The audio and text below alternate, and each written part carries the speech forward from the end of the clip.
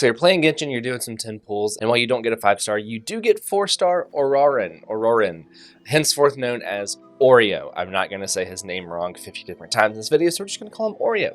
And what do you get with Oreo besides the newest character? Well, Oreo is a bow-wielding Electro user who is a new character that has heterochromia, so now Candace isn't the only one. And in this video, we're going to look at the basics of Oreo and talk about how his entire kit works. And just like the last video on YouTube, there's going to be a great cut to me just wearing this because I read an ad on TikTok and I'm not going to read that ad on YouTube. So let's talk about Oreo. Now, just like all of the other Natlan characters, Oreo does have an overworld exploration part of his kit. Now, it doesn't come from his skill. It doesn't really come from his burst or anything like that. It is simply it is like the owl bat thingy in Natlan. We're going to call that an oat, O-A-T.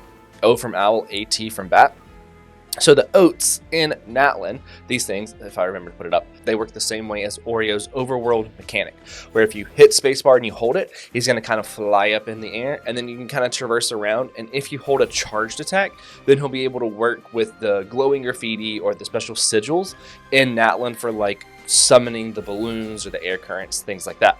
If you've played around in the new era region of Natlan, then you understand how Oreo's kit works based on the owl bat. Now we're going to look at his actual kit. So his normal attacks are going to do physical damage like normal, and his charge attacks are going to do electro damage as long as you're not facing one of those sigil things. If you're facing the sigil things, it's going to do it by default.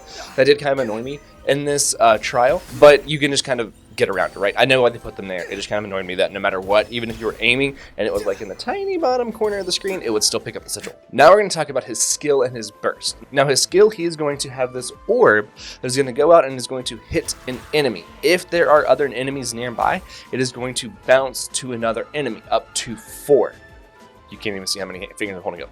4. If there are no other enemies present, it's going to hit the 1. If there's less than 4, then it's going to bounce between as many as it can, and then it's going to stop. They do have to be within a certain amount of space. So if you have one enemy that's like way farther off than the rest, then it's not going to like jump all the way over to them, right? It's only going to hit the ones that are within a close proximity of the where the orb currently is. Now his skill does go with his first passive, where it says after the elemental skill, Night Sling Spirit Orb hits an opponent, Ororon will gain the Aspect Sigil effect for 15 seconds. The Aspect Sigil effect, when a nearby active party member hits an opponent with normal charge or plunging attacks, then the character will restore 3 energy. So this kind of helps him battery some of your other characters. And then if he is off-field, then it is going to also give him energy as well. This can happen once every second for up to 3 times. So this allows him to do off-field damage, right? His kit does kind of revolve around being an off-field electro damage dealer. So if you use his skill and then swap to another character, and then they do a normal charging or plunging attack, then it will allow for them to gain a little bit of energy, right? Up to 9 energy, which can be very, very good, especially if you have a character where you're like, dang, I wish I just had a little bit more energy recharge. This can kind of offset that, right? Or for a character like Beto that's very, very energy hungry. I do believe it only works with the character on the field though, so you wouldn't be able to like swap to Ororon, use his skill, swap off to Beto, use her skill, and then swap to somebody else and still let Beto get the incoming energy. I believe it's only going to be the character on the field. And also remember that they have to do that normal charging or plunging attack to activate this passive.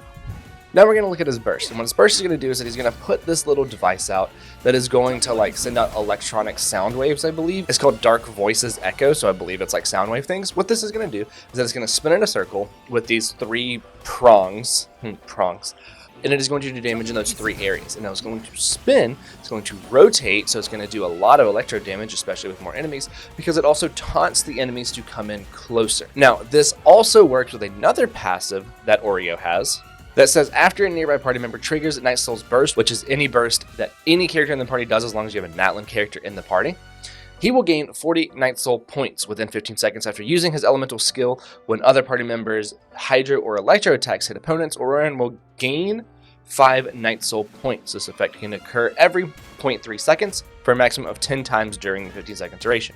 Ororon can have a maximum of 80 Night Soul points.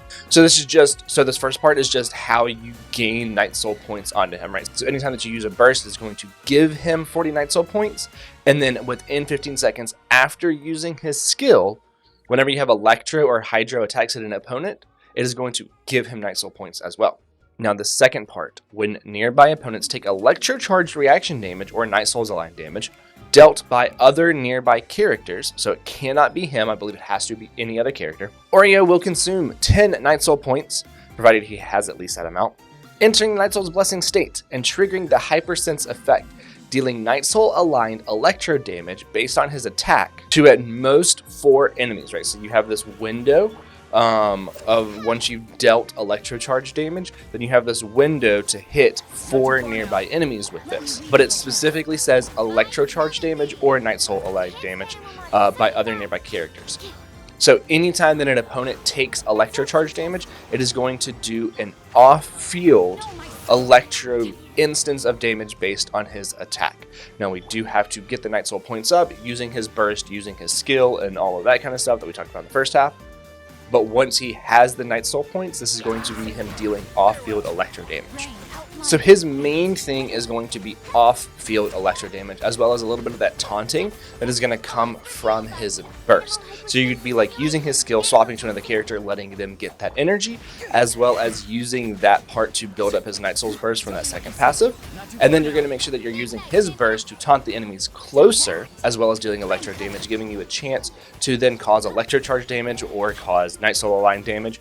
So that way you can then get another instance of off-field electro damage from Ororon based on that passive that we were just looking at. So all in all, his kit's not that crazy. He is an electro-charged focus off-field electro damage dealer and a little bit of a battery with how his skill works. Now we are going to look at the Oreo that Genshin gave us to use in this trial to kind of see what stats they gave him and stuff like that. So he is level 80 out of 80 with 15,000 HP, 1800 attack, and then 106 EM. Notice that we're not focusing on building the EM on him because his damage, that off-field big instance of damage, is based on his attack, not his electro-charged EM damage. So even though his kit needs electro-charged reactions, we are not focused on the damage. Kind of like how Chevy worked, we wanted overloaded reactions, but we didn't really care how much damage the overloaded did. Same thing with this. We want electro-charged reactions, but we don't necessarily care how much damage the electro-charge gives you.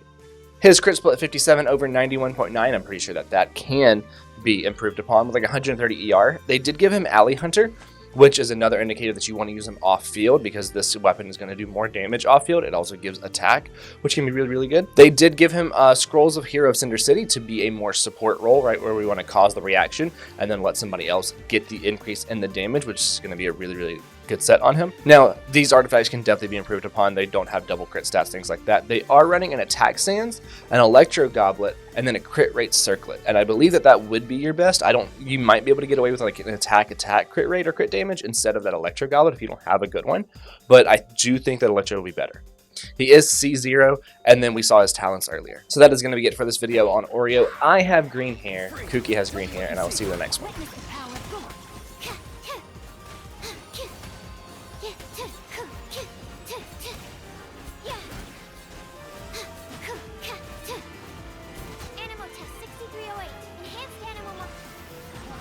Go! You're free now! No rest for the wicked. Let me read you a verse. Time to act.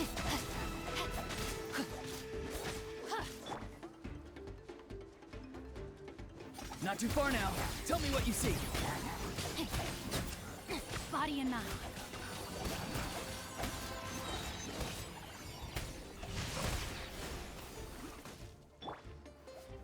Oz, reveal!